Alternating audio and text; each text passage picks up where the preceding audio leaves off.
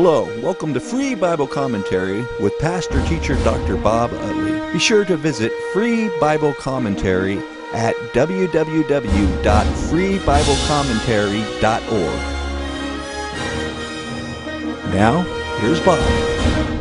Times for us, I think, as we look in an in-depth verse-by-verse study of what happened to our Lord during this Passion Week.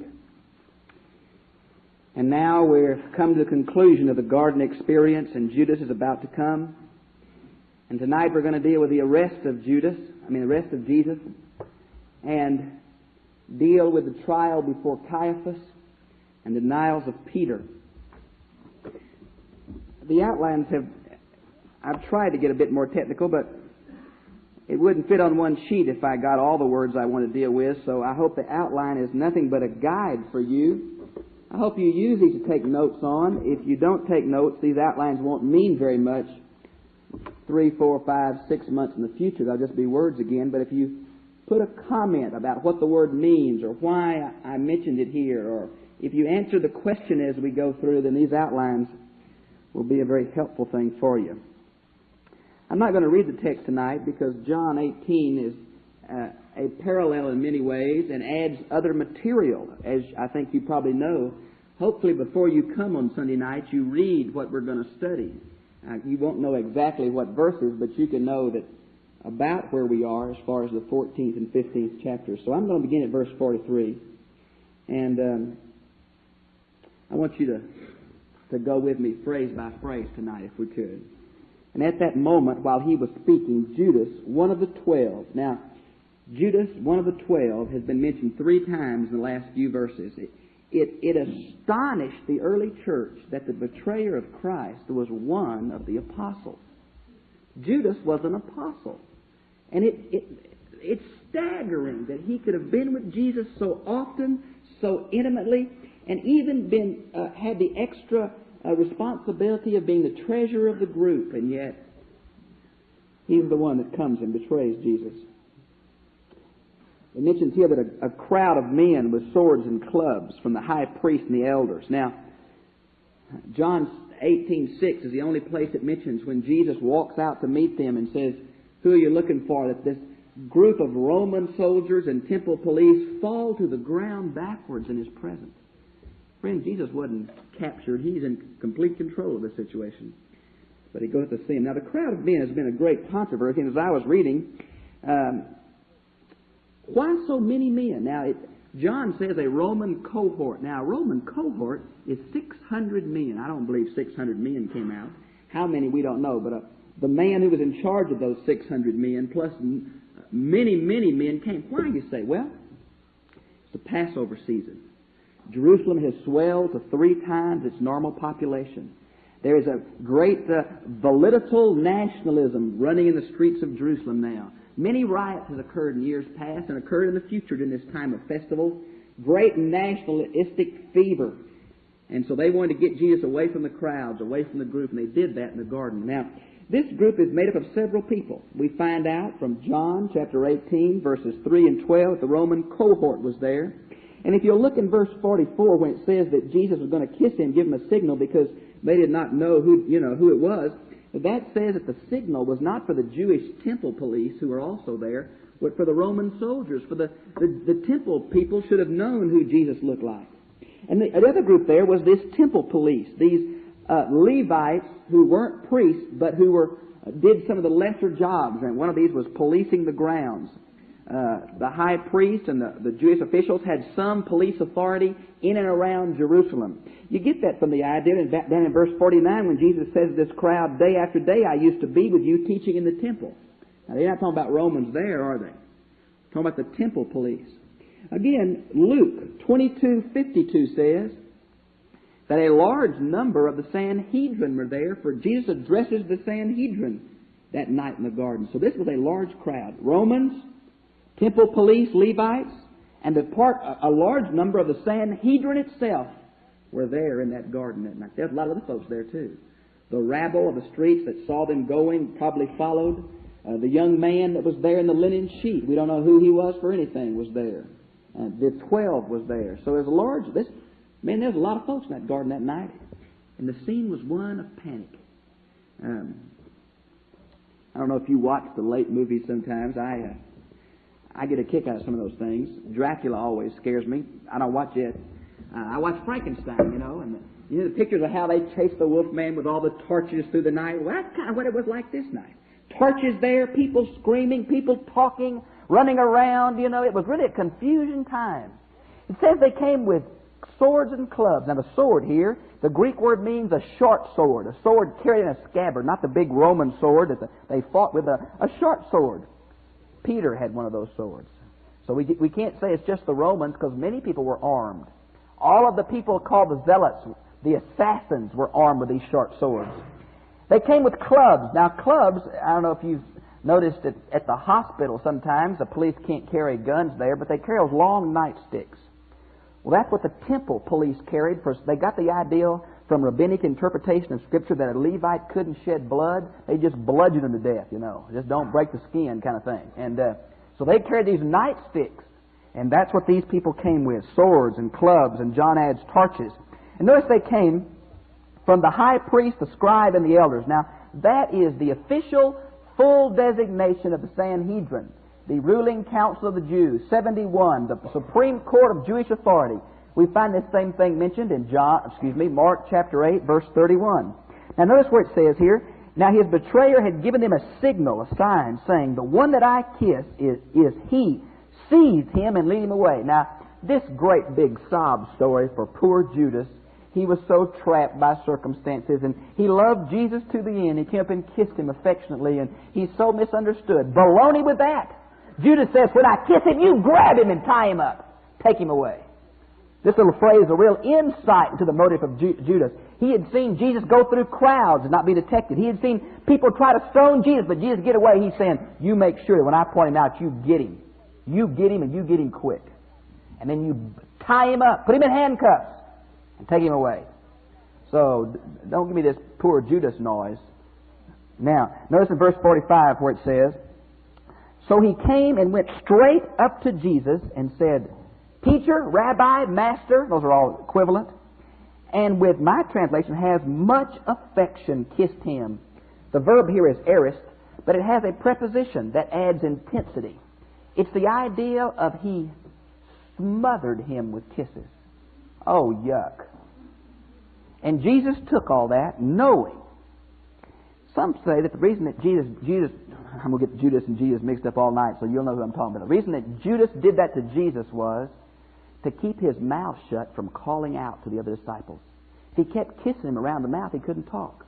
Now, I don't know if that's it, but it does seem strange that the verb here is kissing with much affection, isn't it?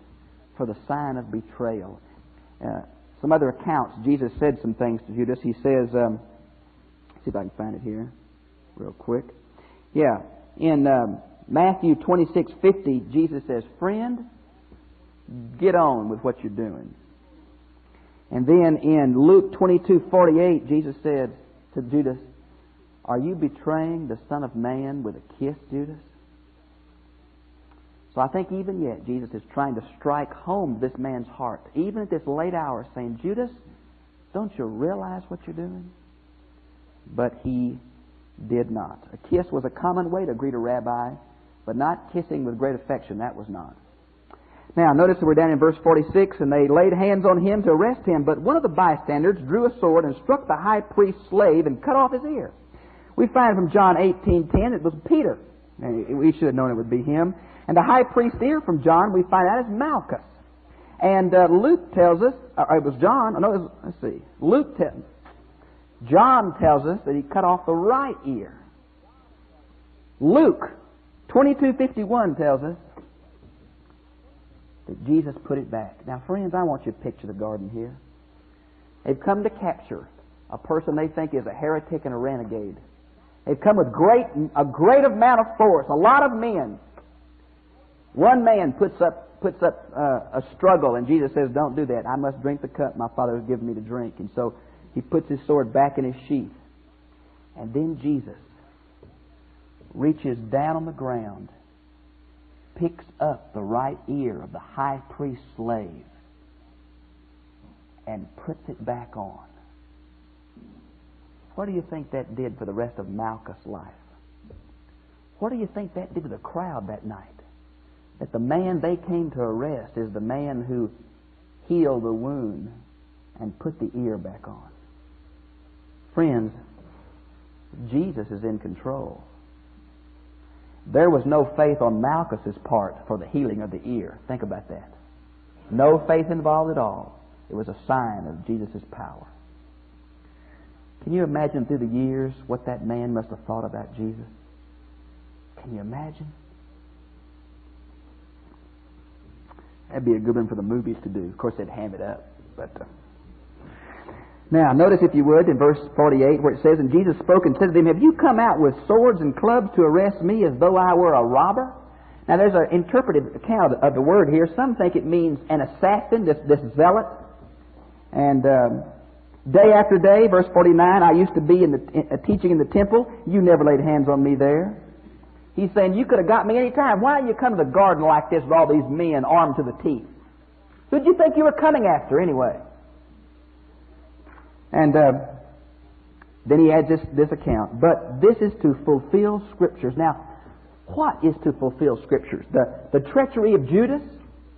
No, I really think that this little phrase, that to fulfill Scripture, is related to the paragraph that follows when it says, "And all the disciples forsook him." That's Zechariah chapter 13, verse 7. "Strike the shepherd, and the sheep scatter." So, even in the midst of this, there is fulfillment of prophecy. Notice it says, "And all disciples forsook him." Now, that's hard to understand for just a little bit. The same sequence in John that Vernon read, in John 18, 15, and 16, John has come back. And he is with Jesus in the high priest's house. Now, there is a bit of controversy over the exact order of these trials. John tells us he went to Ananias first. The Synoptic Gospels tell us that Jesus was drugged before Caiaphas, and then before Pilate, and then before Herod, and then before Pilate again.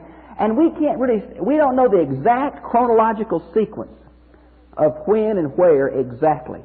But I want you to notice that John is with Jesus before Caiaphas, and that Caiaphas knows John and lets John in, and John has to go back and get Peter in the gate. "I know this guy, let him in." So Peter, even though he ran then, comes back very quickly, following at a distance. And John recovers very quickly and is with Jesus at the trial, and he is the only one that we know of was with Jesus at the crucifixion. That's what Jesus says, "John, behold thy mother." And there's one more that didn't run away that night. Who is that? That's the man with the linen sheet. He was following even closer than the disciples were following and almost got arrested for it. So the prophecy is fulfilled. They left, but some of them came back very, very quickly to be with Jesus at his side. Notice it said they took him, made their escape, and a young man was following with only a linen sheet. Now, a lot of folks say this is John Mark, or the writer of the Gospel of Mark. I think we're reading too much into this. We assume that the Last Supper was at John's house. That's an assumption. We can't prove it any way in the world. We assume that John was there when Judas came to find Jesus and he wasn't there and that John followed him. That's all an assumption. We assume that this, because it's mentioned here and it doesn't seem very important, that Mark's just adding a little personal touch. That's an assumption. We don't know who this young man was. We know a couple of things about him. Number one, he was dressed in haste. For all he had was a linen sheet around him. Number two, he was a wealthy person because linen sheets were not the most common thing. It'd be like having a satin sheet around us or something in our day. So he's wealthy, and he dressed in a hurry, and he wants to follow Jesus. And the crowd had let the disciples go, but suddenly they turned ugly, and this guy kept following. I'm sure they were still nervous. And they kept looking and looking, and finally one of them tries to grab him. And he leaves the sheet and runs. The first New Testament streaker. You didn't know streaking was biblical, did you? Many have said, well, he just lost his topper garment. No, the old boy's naked here. And he's running. I don't know where you run. Boy, whew, that's worse than some of those college deals about initiations into those different groups, isn't it? I would hate to be dropped off at shallow water with nothing on, wouldn't you, in the middle of the night? Mercy, I just would not join something if I had to go through all that. Well, anyway, that's a bit of a rabbit. seized him, but he left the linen sheet behind and fled away naked. Now you say, well, why would anybody add that? That's just so mundane, and that doesn't sound right. Look up Amos 2:16. Could it be that even this incident is fulfilled prophecy? Amos 2:16 talks about in the day of judgment that even the mighty men of valor are going to flee from the presence of that day naked. Could it be that even this little account, inserted that some think almost as an afterthought, is really the fulfillment of prophecy? Amos 2:16. Now, notice again, if you would, in verse 53 where it says, they forsook Jesus and took him to the high priest. Now, this is where John 18:12 says they took him to Ananias first. Ananias was the father-in-law of Caiaphas, the high priest. Ananias was apparently the power behind the throne. And so many think that there is an interlude between verse 52 and verse 53 in the synoptic account.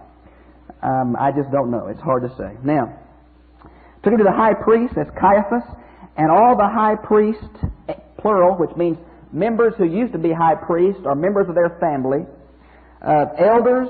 Now, elders are lay leaders from the Jerusalem area.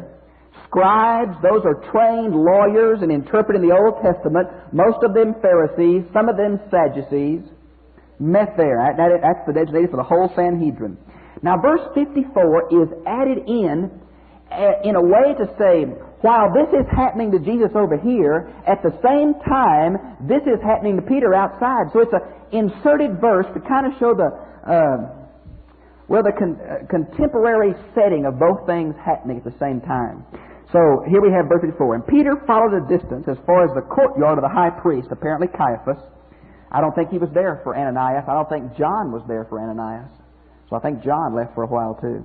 And there was sitting with the attendants. Now the word attendants here in verse 54 is the same word that's used in verse 65 where the high priest and the Sadducees and all the Sanhedrin get through abusing Jesus, turn him over to the attendants who took charge of him with slaps or beat him in the face also.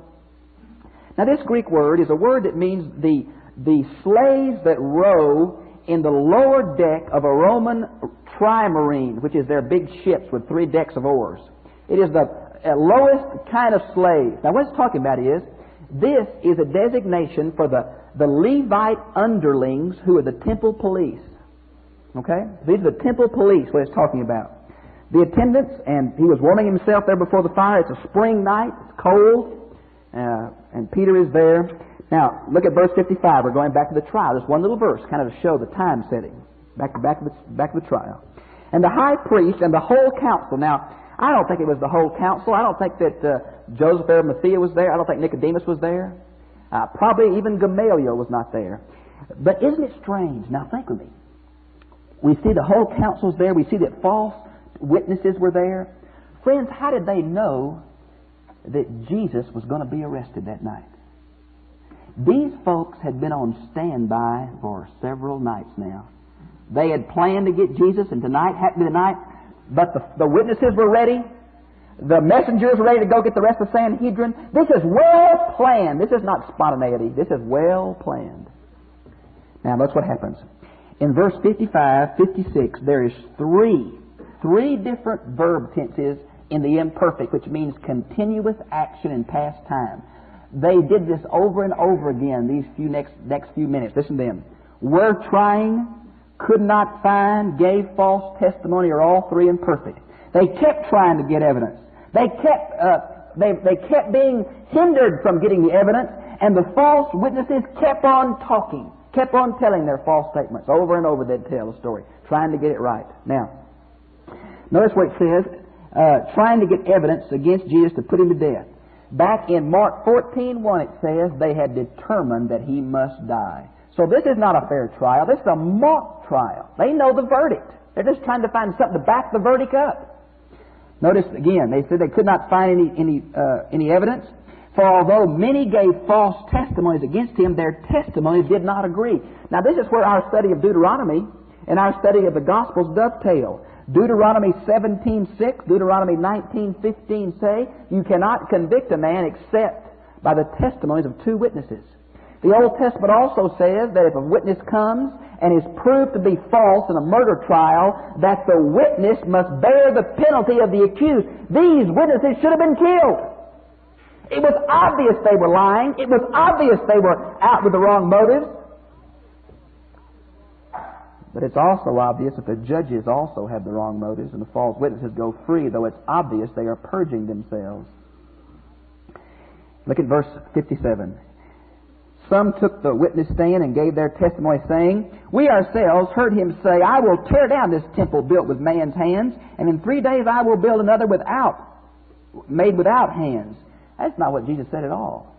The first place, the Greek word here they're quoting is the Greek word to describe the temple itself, the Holy of Holy building. The word that Jesus used in John 19 through 21 is the larger term that describes the whole temple area, including the walls and the porticos and all. So even the Greek word for the temple is misquoted. Jesus never said, tear it down and I'll build it back without hands. He never said none of that.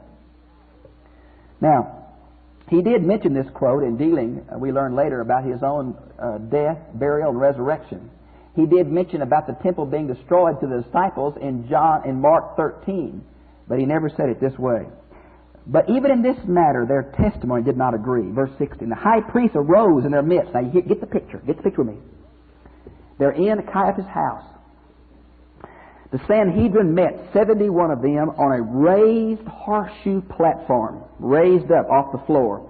And there was big seats, you know, and all these guys would be seated there, their legs crossed, looking very pious and holy. And in the middle was the accused placed. A little chair was placed in the middle, and the accused came inside the horseshoe and sat down. The high priest, of course, would have been at the head of the horseshoe. He couldn't find anything as far as witnesses to condemn him, so the high priest gets frustrated. And he gets off his chair and he walks to the middle of the room. Now catch the picture. There's so much injustice here. Jewish jurisprudence never would allow a man to incriminate himself. And that's exactly what the high priest is going to ask Jesus. So the high priest arose in the midst and asked Jesus, Have you no answer to make? Nothing. Jesus says nothing. What about this testimony they are giving against you? But he kept silent and made no answer. Please put CF, Isaiah 53:7. He goes on. So the high priest again questioned him. We learn from Matthew 26:63 that the high priest walked up to Jesus in a murder trial and said, I adjure you by the living God. Now what he's saying is, I'm putting you under oath. If you were a sincere Christian and someone asked you to put your hand on the Bible and swear, friend, you just would not lie. That's the same kind of thing this high priest is saying. I'm putting you under the oath of God to tell the truth. That's what he's doing. Okay? Question in these words. Are you the Christ, the Son of the Blessed One? Now, what's he asking? The word Christ should not be there. He's asking him, are you the Messiah? Now, the Christ is a Greek translation of this, but this is a Jewish context. He didn't use the word Christ. He said, are you the anointed one? Are you the coming one? Are you the one we're expecting? Are you the Messiah? And then he used a little phrase which says, the Son of the Blessed One. I don't know if you've read much Jewish documents, but they refer to God over and over as the Holy One, blessed be He. Like that. They never use His name. They're afraid to take the name. They call Him the Holy One, blessed be He. That's their name for God. Now some say that since the Jews did not expect a God to come, they expected a man, that what he's asking Jesus is, are you the Messiah, with no connotation of deity. Now it is very true that the Jews were not expecting the Messiah to be superhuman. They were expecting Him maybe to have some superhuman powers given by God, but they were not expecting God in the form of a man. To a Jew, to say God was going to have a son was to go against monotheism. The Greeks had all these gods marrying women. That was these Canaanite things. These Baal worshippers. For a Jew, God would never have a son, you see. They couldn't fathom that.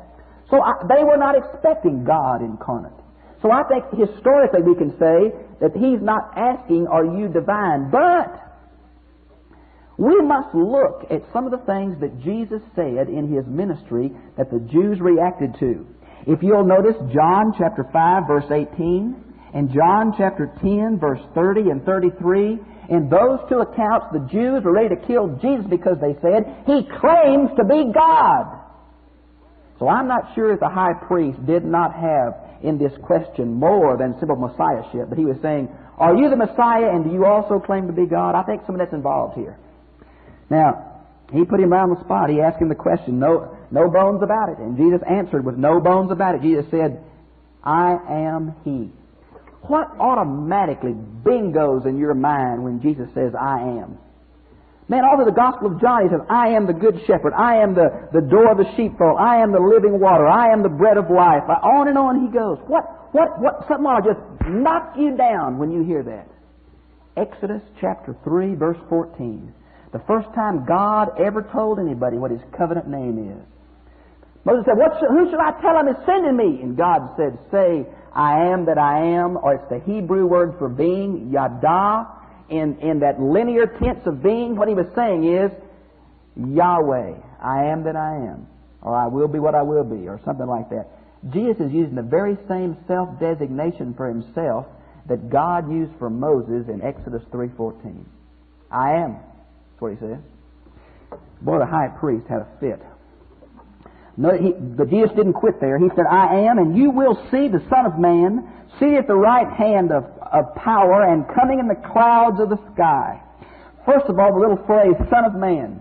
This is a phrase that comes from Daniel chapter 7 and also from the book of Ezekiel. To me, this is the clearest phrase, the only possible phrase that combines the superhuman qualities of Daniel 7 with the humanity of Ezekiel. When God says Ezekiel, He says, Son of Man, stand on your feet, I want to talk to you. All through the book of Ezekiel, the Son of Man is a word for human being, stand up. But in the book of Daniel, the word Son of Man is used for this great human figure that comes before the Ancient of Days and receives the eternal kingdom. So I think in very use of the word Son of Man is the idea of deity and humanity somehow together. And then He says, seated at the right hand. Man, those Jews knew their Old Testament. Not too many hours before, Jesus had put them down significantly in quoting Psalms 110. And this thing about sitting at the right hand of God comes from Psalms 110, and it's a messianic psalm. He's claiming to be God. He's saying, you'll see me sitting at the right hand. Now, my translation has the Almighty, but it's the word power, dunamis in Greek. Now, this he was saying, you'll see me in the number one place of authority. Man, the Jews couldn't believe it. He wasn't saying He's going to be with God. He's saying, I'm going to be God's authority figure. Be God's right arm, if you please. But He didn't quit there. Coming in the clouds of heaven, definitely, Daniel 7:13. This is the picture of deity. Deity rides in the clouds. Deity is in the Shekinah glory. Deity is always accompanied with the smoke and fire of the presence of God. And lo and behold, Jesus is coming on the symbol of deity in the Old Testament for God. That high priest choked. He took his garments and he ripped them. He ripped the outside one and the inside one right in front of his chest, which is a sign, used to be a sign of weeping in the Old Testament, but later in Judaism became a symbol of being in the presence of blasphemy. Now, Torah's close, verse 63. What more evidence do we need now? Did you hear his own blasphemy? Look at Leviticus 24:14 through 16. The penalty for blasphemy is death by stoning. That's what he's saying. Condemn him. He deserves to die. And some of them started to spit on him and blindfold him. Now, what's happening here? Is this just a derision? Is there some meaning here in Judaism? Yes, there is great meaning in Judaism. To spit in someone's face is not just to be nasty. It had great meaning in the Old Testament. I'll give you some examples. Let me see here. Numbers 12:14, Deuteronomy 25:9, Job 30:10, Isaiah 56. When there was to be a Levite marriage where a man died and didn't have any children, the brother was supposed to marry her. If that nearest kin wouldn't marry her, they were to go to the elders of the city at the gate. He was to take off one of his sandals and give it to her, and she was to spit in his face in front of all the assembled people, and that was a sign that he was rejected. Friends, this spitting in the face is an Old Testament sign of anger, hatred, and rejection. You say, what about the blindfolding? Isaiah 11:3 talks about that God will not judge with His eyes. And rabbinical interpretation of this says that one way to prove who the Messiah is, that the Messiah would be able to judge by his smell and not by his sight or by his hearing. Matter of fact, in the Jewish rebellion of Bar Kokhba, which is a huge Jewish rebellion later on from Jesus, the way they finally killed him is said, they blindfolded him and said, prophesy.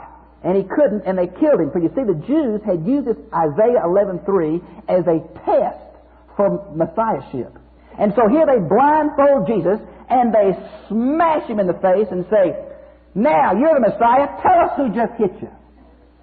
And the picture is the whole Jewish Sanhedrin, these great men of wisdom and dignity, come off their seats now and begin to smack this man who is handcuffed in the face and say, tell us who hit you. Smolik, you're so hot, you're the Messiah, tell us who hit you.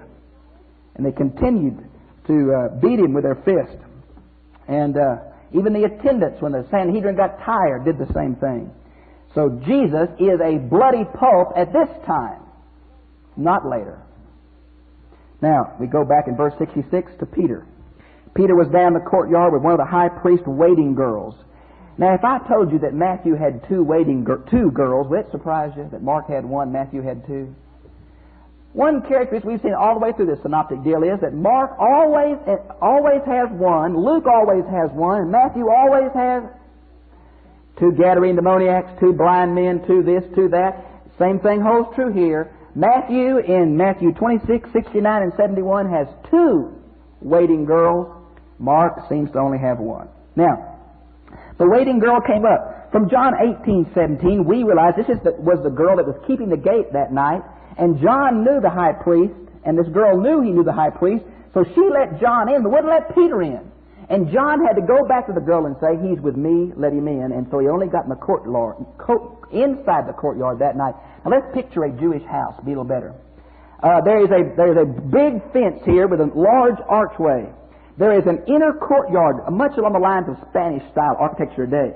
There are rooms along this side and rooms along that side. The trial is going up on the second story. Down below in the middle of this open courtyard is the place the soldiers are. There's a fire down there, usually water fountains and that kind of thing, okay? And this is the high priest's house. It had been a fancy house, this open courtyard. Peter's down there in the courtyard, okay? He's warming himself by a coal fire. First of all, it's a full moon. How do I know it's a full moon? It's a full moon because Passover. Peter is standing by this fire warming himself. The light from the fire is glowing on his face. It's a full moon. And one of these servant girls come over and look at him and say, you were with Jesus, weren't you? Boy, Peter gets nervous. No, I don't understand what you've been talking about. Huh? I didn't quite get you. I don't understand at all. So he just says, I don't know what you're talking about. He went out to the courtyard and was in the gateway. Friends, Peter's not just walking around. Peter was trying to hook him. He was heading for the door outside. But the girl at the door again says, yeah, you're one of them. Peter was leaving, and he got cut off at the pass. She says, I recognize you. So Peter turns back around from the gate going outside and heads back into the courtyard, okay? And look at verse 69. The waiting girl saw him there and began to tell the bystander, this fellow's one of them. And he denied it again. And then a few minutes later, now Luke 22:59 says, an hour later, Peter's trapped in the courtyard for I don't know how long, but friends, he's nervous now. Talk about a cat in a hot tin roof. Peter's hopping around the courtyard of the high priest. And the bystanders begin to say to Peter, surely you're one of them, you are a Galilean. Now, number one, the Galilean speech is kind of like, you can tell when somebody's from Mississippi, can't you? Sure you can. They've lived there. They just have an accent. And you can tell when somebody's from Massachusetts. I never heard Cuba said that way by anybody but Kennedy and people from Massachusetts. There's characteristics of speech, and Galileans did not pronounce their guttural syllables as well as the people in Jerusalem did. They pegged this guy for the way he talked. Said, you're a Galilean. So they got two evidence. They said, one, they say you talk like a Galilean. Surely you're one of his. And from John chapter 18, verse 26, one of the relatives of Malchus, the high priest, is there and said, didn't I see you? Well, quote, yeah, he saw him. He cut his relative's ear off. He looked real well at that boy. So here Peter has really got trapped. He's got his language against him. He's got the two servant girls that saw him with Jesus, and he's got the relative of Malchus saying, yes, you're with him. And here's how Peter comes across after that. He's pretty well trapped, and he says, Then he commenced cursing and swearing. I do not know this man you're talking about. Wouldn't even mention Jesus' name, just says this man. Now, cursing and swearing is not what we think cursing and swearing is. Cursing would be the idea of calling down a curse from God. He must have said something like this. May God strike me dead if I know that man. Something like that. You do that all the time. Cross my heart and hope to die. You know, that's what he was doing. Boy, he was trying to back up his word any way he could. And the swearing part means that he was taking an oath. So he wasn't using slang cuss words. Man, he's calling down God, the heavens, the powers that be, that he's telling the truth. And right in the middle of it, he's lying like a dog. Peter lying like a dog? That's what he's doing. At that moment, for the second time, a cock crowed. Now friends, this cock crowing, I'm from Houston. We didn't have many cocks around my house. We didn't. There wasn't any chickens for a long way in Houston. I don't understand about cocks crowing. I know they crow around sunlight a whole lot. But in Jerusalem, these chickens crow at a particular time. Matter of fact, the third watch of the night from 12 o'clock to 3 o'clock is called the cock crow. These chickens apparently crow sometime between 12 and 1. Not a real sustained, long crow, but they crow for some reason at that time. They crow again around 3 o'clock a.m. Now, Jesus had told Peter that you'll deny me before the cock crows twice. Now, for a Jew, that was locking into a time element as well as just saying that a chicken's going to crow and you're going to know it. He was even saying between 12 and 3 sometime, you're going to deny me 3 times. Now, so the cock crows the second time. Peter remembered how Jesus had said to him, before the cock crows twice, you will disown me 3 times. And he remembered and burst into tears. Luke 22:61 says, and the Lord looked at Peter. Now here's, I think, the semblance. He went to Caiaphas for the first he went to Ananias for the trial, a brief questioning before him by the Roman soldiers. The Roman soldiers leave at that point. The Jewish temple police take him to Caiaphas. They have a mock trial. The trial is over. Jesus is condemned to death. They take Jesus to a holding cell for a few hours, and then in chapter 15:1 they have another trial of the whole Jewish Sanhedrin to officially pronounce the verdict they've already got to that night.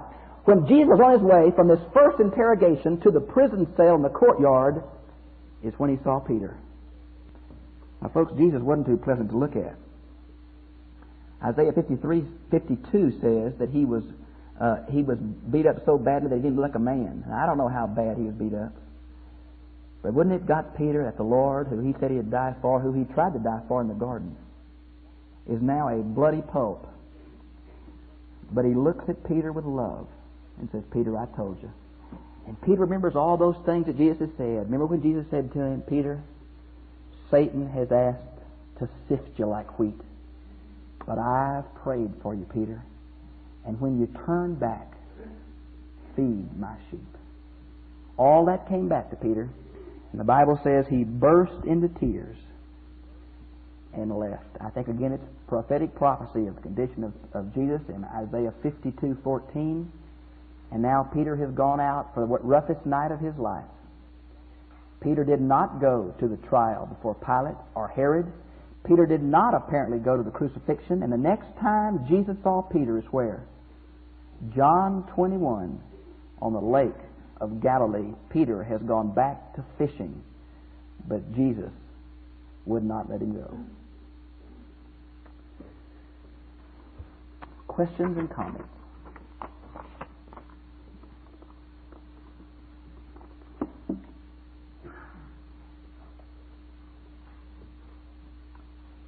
Anybody?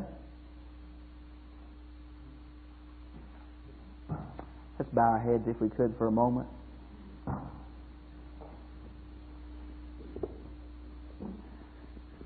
I want you to think just for a moment exactly what price that Jesus was willing to pay for you. He knew all of this years and months before it came about, but He was willing to drink this cup of judgment for you. I want you to know tonight that Jesus loves you. I want you to see Him deserted by His friends. I want you to see Him in the middle of an unjust trial. I want you to see Him willing to take that kind of abuse, to be spit in His face, to be beat up for fun because of His love for you. I want you to see what we've studied tonight against the backdrop of Isaiah 52 and 53. All of that was not just happening, it was foreordained. He was taking your place. That should have been you. Those stripes should have been your stripes. And those bruises should have been your bruises and my bruises. We hope you enjoyed today's verse-by-verse in-depth Bible study.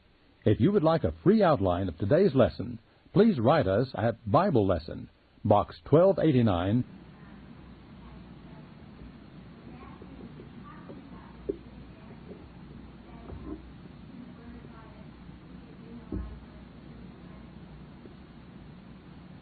You may. Yes, they do. In my opinion, they do.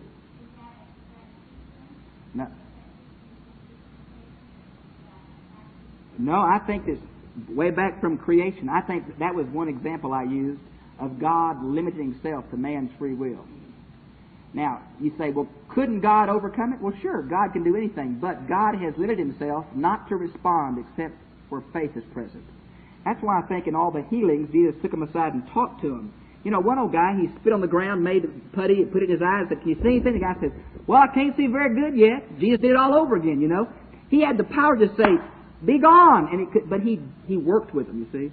So I think it does saying that God has limited Himself. It's not that God sends people to hell. God has limited Himself not to work except in the area of faith, and therefore men, as their own recourse, have chose that direction, and God has chosen not to stop what they want to do.